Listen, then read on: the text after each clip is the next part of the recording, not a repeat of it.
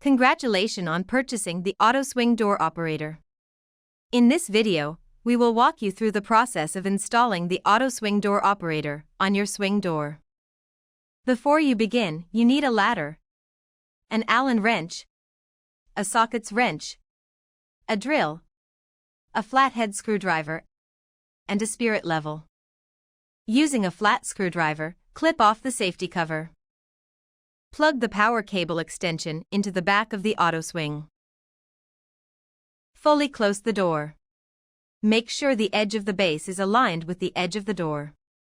Make sure the top of the ball of the arm is slightly below the top edge of the door panel. Ensure the bottom of the hinge of the arm does not hit the door panel as it opens. Fix the base on the frame with 6 countersunk wood screws, and use a level throughout this process. Keep the door fully closed. If installing onto the right hinged door, rotate the arm full to the left. Slide the pull arm roller track along the ball of the arm. Hold the rail up to the door panel where it will mount.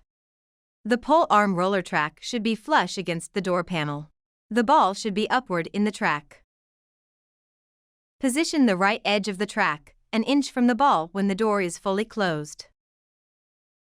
Holding the track in place, drill in the leftmost screw. Open the door almost fully and drill in the rightmost screw, using the ball to keep the track level. Your AutoSwing operator now is installed. The next step is to pair your AutoSwing operator with the AutoSlide app.